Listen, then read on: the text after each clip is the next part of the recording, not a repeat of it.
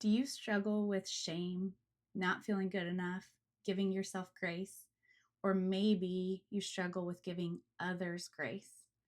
If you see that in yourself, today I'm going to start a month of teaching you how personality styles, personality types, attachment styles, and trauma all play a part in giving and receiving grace, and how that plays a part in your healing journey.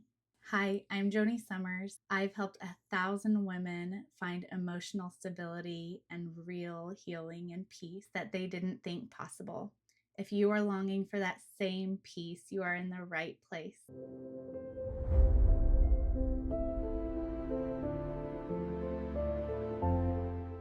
So, when we think of grace, a lot of us will probably think of the atonement of Jesus Christ. We think of God. Well, God's grace is perfect, and we are human. So, even though we are striving to become Christ like, it's just not that easy for us.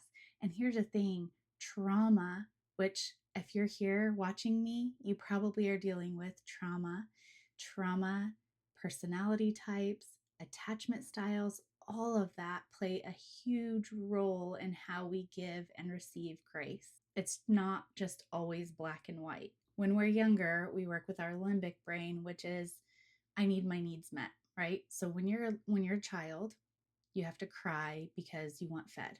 You are going to cry when you need your diaper changed. And then even when you're older, if you have a choice of what to eat and somebody's giving you a choice of broccoli or candy, you're going to choose the candy because it feels better. You're working out of instant gratification, what feels good. So that's what we are doing when we're younger. When we get older, theoretically, or if it all works out perfectly, we're working with our cortex. And in that case, we are choosing what's best for us. And in the ideal world, that would be great. But if we have trauma, what happens with trauma is our brain perceives fear, or our brain perceives that something's wrong, and it strikes your cortisol levels, which then strikes your adrenaline. That's just supposed to be for a short time. Like if somebody's chasing you, if you're getting out of the way of a car in the street, something like that. But if you're living in a space where your cortisol levels are always high and that adrenaline's always going, it destroys parts of your brain. So it starts to disconnect. And then a lot of times we're still working out of our limbic system.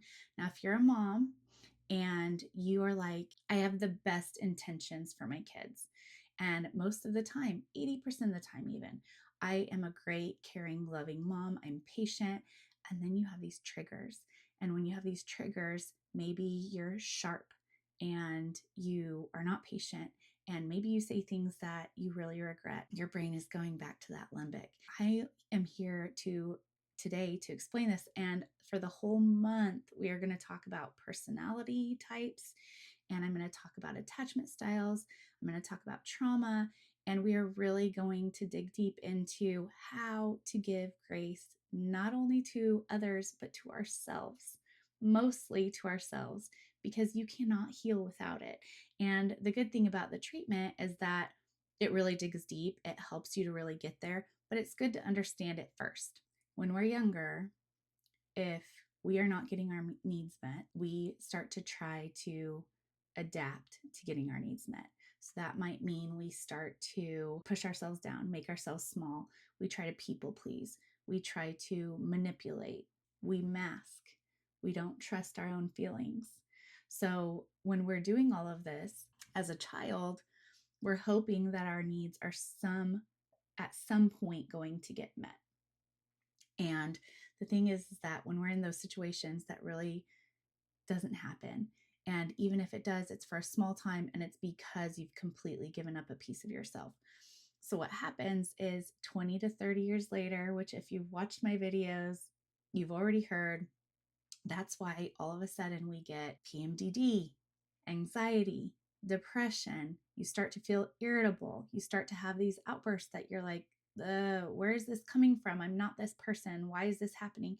And parenting can really bring this out in us. Hormonal changes can really bring this out in us. And what happens is those adaptations that we made when we were younger to try and hope to get our needs met are things that we carried those beliefs. And now they become maladaptations. And 20 to 30 years later, they are absolutely not serving us. They weren't really doing much good for us back then, but we were surviving. And it was the only way we knew how to survive. So now, 20 to 30 years later, we have these maladaptations that are really hurting our lives and causing us to have these triggers that I just talked about. Basically, what might happen is, let's say that you've made yourself feel really, really small. You're not taking up space, you don't have an opinion, and that's how you have gotten people to love you in the past when you were smaller. So you've kept those beliefs and you've carried them on into your life. Now you have a child, you have this sweet little baby, and the baby is everything you've ever wanted. And for a while, it's great. And then let's say the baby feels like only wants you when you're feeding the baby, and you start to feel like this baby is selfish, and it's not. You have these fighting thoughts of, this baby needs me and needs me to eat, but then all of a sudden you're having these triggers and you're not understanding where they're coming from. And it's because of those beliefs that you created when you were so young, and it's reminding you of how unlovable you felt and how unworthy you felt and how your needs weren't getting met and how you had to be small to be anything and how you weren't important and you didn't have worth, or whatever it is. And maybe it doesn't even happen at the baby stage. Maybe it comes at the toddler stage, when they start to not listen to you, when they start to fight back and you start to have these triggers. And then maybe it comes later than that. Maybe you're good all the way up until you have no control over them.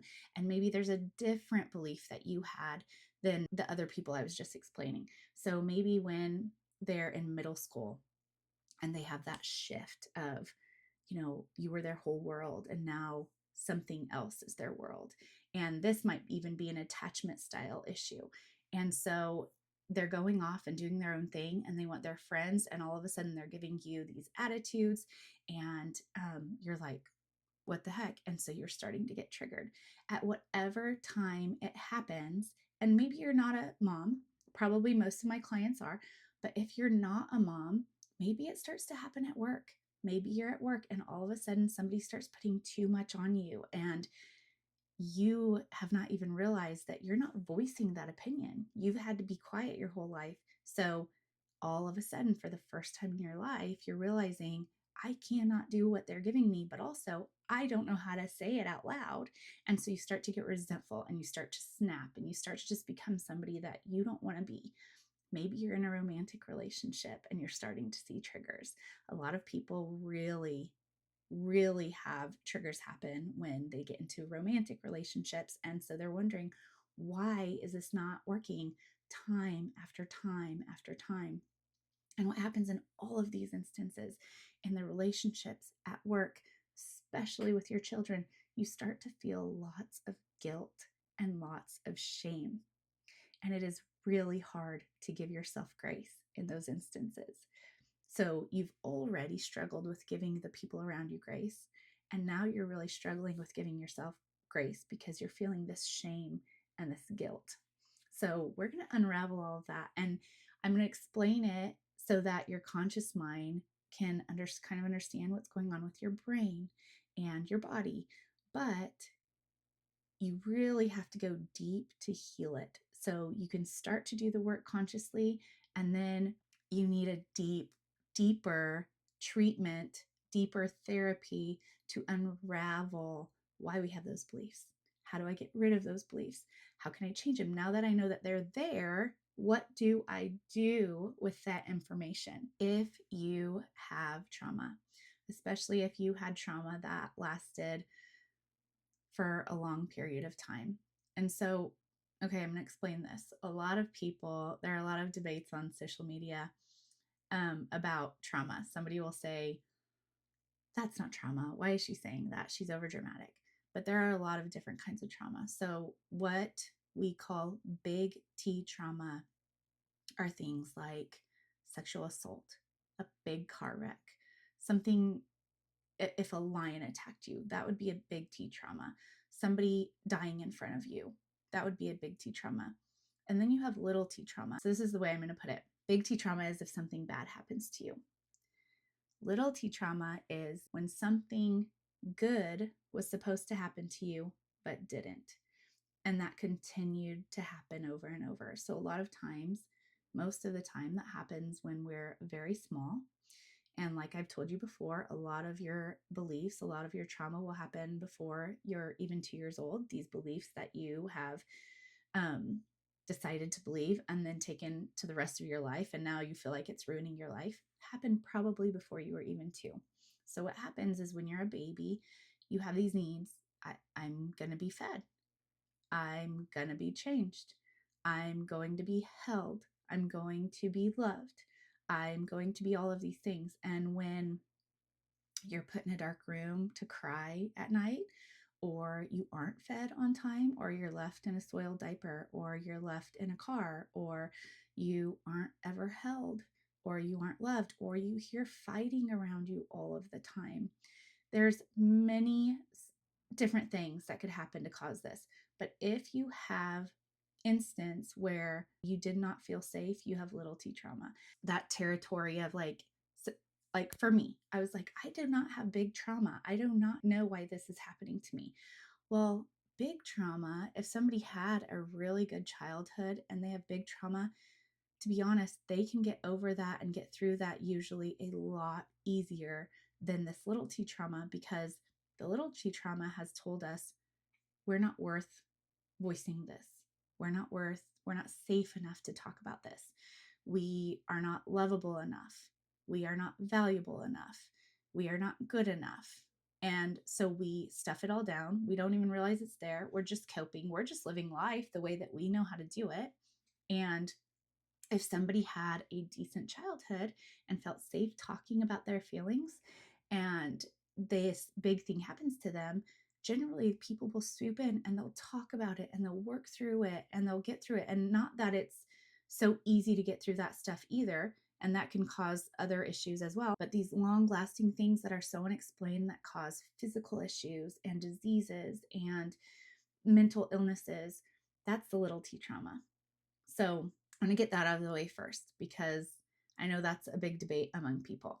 So since we're talking about personality types and attachment styles, most people with this little T trauma had parents who did not have a secure attachment style. And what happens there is that then we develop attachment styles that are not secure. And so basically 80% of us are walking around with this little T trauma, and with our cortisol just spiking constantly. Okay, so they're doing a lot of research on this. I think the percentage that they said the other day, and you'll have to check this on me, but I'm almost positive this is what they said in a conference that I was in, that they are looking into 90% of the diseases being caused by cortisol, or having some sort of issue with cortisol. So like I told you earlier, when we are in fear and we feel unsafe, that cortisol spikes, right? And so if our cortisol is constantly going, then it is what's causing diabetes, cancer, autoimmune diseases. And you've heard me talk about this before. All of these mental illnesses, anxiety, depression, which those ones seem really obvious, right? And I've always known autoimmune diseases, but then I was kind of blown away by, I also knew that anything physical in the body, but that they're saying that 90% of these things are coming from these high cortisol spikes, and that are continuous, that are happening to us constantly. So the reason why this all plays into it, and why this all plays into grace, and why we have to understand all of it, is because our parents were not securely attached, if that's how we grew up. And then we grow up and we are not securely attached. So when we go into these relationships, so our romantic relationships, our relationships with our children, especially, and maybe even really close friends, and maybe even really close people at work, we struggle with these attachment styles. And so you might have an attachment style that, and I'm not going to go like super in depth with that. You can look it up on your own and see how that is and decide what attachment style you are. It's always fun and interesting to do that anyway. And it's always really good because you can start to be self aware and see where the things that you can work on are. But if you have an attachment style that pushes away, so let's say there's one attachment style that you want love so bad, but you have learned from your childhood that it's unsafe to get close. So you want it, you desire it, you get to an age where you're like, I would love to have an intimate relationship with somebody and be close with them. And then when you get it and anything goes wrong, you're going to push away and you're going to kind of withdraw and you're going to push away, even though you want that, but you get scared. And those are usually attracted to people who are fear of abandonment. So they're pursuing and pursuing and over pursuing. And so they clash and have their own issues, but they're usually attracted to each other. Well, you can imagine parents who have these attachment styles, how it is, how they're attaching with each other and then how they attach with their children. And that's why we get into these weird things with my mind is telling me that my baby needs me, and my mind is telling me that it's okay that my baby's needing me, and why am I having this weird trigger and reaction to it? And then when your children are older, the same thing. I know my kids are going to act like this. They're going through puberty. I know everything about that. Physiologically, I know what's happening. So why am I getting so hurt? Why am I withdrawing from my own child? Why am I wanting to push them away? Or worse, why am I wanting to push everybody else away and pull them in? Here's where grace comes in, guys. Not that we ever have to accept certain things being done to us, especially if it's abusive. However, and that's always between you and God, where what should I accept? What do I need to work on? What do I try harder with? That's something that when you have that really close relationship with Christ, He's going to be there and help you. Like, okay, this is something that they need to do their own thing. You need to make boundaries, and this is how you do it lovingly. Or, hey, this is something you can really work on because this is just miscommunication, or there's just fear over there, or they just don't know how to do this way. So, grace comes in by understanding, trying to understand. I think we're so quick this day and age. Satan loves to tear families apart. He loves to tear relationships apart. He loves to make us feel alone. That is the way that he works. So he is very quick to say, they did something wrong, cut them off, move on, right? So we're always alone. We're always starting over. Our full families are being torn apart, whether it's grandparents or parents and children. And we're seeing it more and more nowadays. Grace comes in where we start to say, you know what, I'm not going to give up so quickly, or I wonder where that's coming from, because maybe if I understand where that came from, I can understand what's happening to me, and I can give them grace, and I can give myself grace. And especially if you are going to Christ with it and you are praying and you are utilizing that atonement, you're going to get answers. You're going to get answers that will change your life, that will help you to be able to forgive, that will be able to help you receive that grace. I know without a doubt that once you start to really pray about how Christ sees you, that you're going to understand how much you are loved. You're going to understand how much God knew who He was sending to this earth, right? He knew that you were going to have this and this and this problem. He knew that you were going to have these parents. He knew that you were going to grow up with trauma. He knew that you were going to have this, and He knew all of it. So when you make these mistakes and you give yourself all of this guilt and shame, He's like, I never expected you to do that. I knew you were going to make mistakes. I knew you were going to learn, and I knew you were going to do this, and I knew you were going to do that. And it was all part of the plan, and it's okay. Why do you think that I sent Christ to die for you? Why do you think I sent Christ and gave you the atonement?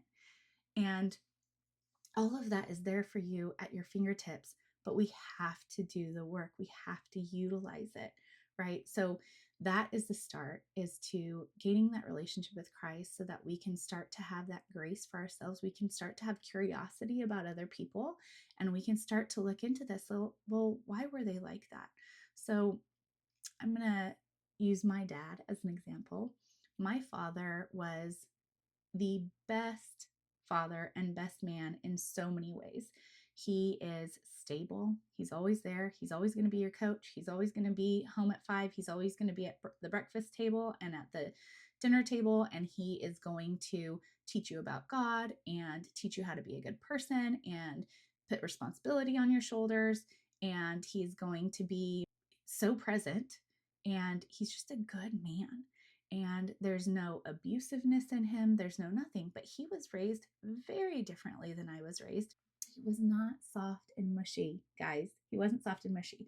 So a lot of time throughout my life, I was like, well, you know, my dad couldn't give me emotionally what I needed because he wasn't soft and mushy. I had to get into my mid 30s, I think, before I realized that God showed me. Actually, I take that back. John is where God showed me that this, look at this guy. Like, let him teach you. I'm going to teach you about your dad.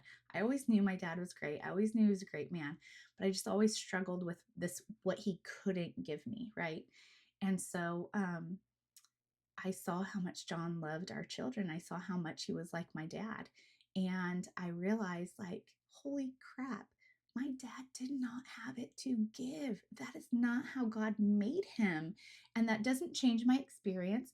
But once I understood it, man, I had so much grace to give my dad because we can have 1,000 good things about a person and we can have one thing that's negative and we focus on that negative thing and we force, like, we just, punch it in like, well, you did this wrong and you haven't given me this, and we forget about those 1,000 things that are good. And so grace really plays a part there. And once we start giving grace to other people and once we let God start teaching us, we start to realize, oh, these things that I'm holding on to, all of this shame as well, like, there's grace for me there too. And there's healing for me. And there's healing for my children now that maybe I've messed up. So it all kind of comes full circle. And it's such a beautiful experience when you start to do this. My next 4 videos are going to be about the 4 personality types. And we are going to dig in deep about these personality types. And if you are a mom or a spouse, you are really going to want to be there for these because you're going to learn how they feel love, how they feel respected, how you can get them to do more. And this isn't manipulation. It's just understanding what somebody needs, what their needs are. And a lot of times we react towards people how we would want something, how we would need it. Well, if I loved you, I would do this. But we can't do that because they all come out differently. We're all so different. We all have different personality types. We all came from a very different home than one another, most likely. Diving deep into this is so huge for us to be able to understand the people we love more, for us to understand ourselves more, and for us to consciously be able to make an effort with these people in our lives and with ourselves and bring Christ into the process, and then kind of have like this really beautiful outlook on who we all are and how different we are and how we were made that way on purpose. And you might start to see, instead of something really bothering you about somebody, like, wow, the world could not even turn if these people existed. So I'll give you a little like sneak peek into the next one. I joke that this personality type specifically caused all my trauma in my whole life, with growing up, with any jobs, with anything. And so that's a joke because clearly I just told you my dad is this personality type, my husband is this personality type. And to be honest, this personality type makes our world run. And so once I was able to learn all of this, I started to realize how amazing this personality type really is and how needed it is. And I started to learn that, oh my gosh, all these things I thought all of these years, this personality type actually really loves me too. And it just changed my perspective. It changed how I looked at myself. It's healing in itself without therapy, just understanding all of this and utilizing Christ's perspective in it as well. It really changes your life and how you look at others and how you look at yourself. So, first of all, if you want to remember to watch these videos and see this course of this month of all the personality types and see where your children and your spouse and you fit in, make sure you subscribe, get those notifications, and maybe even share it with your spouse or your children. I will see you guys next week with the first personality type that makes our world run. And you guys can all guess what that is in the meantime. You can put it in the comments. And I will see you guys next week to continue this talk about grace and learning about ourselves and others.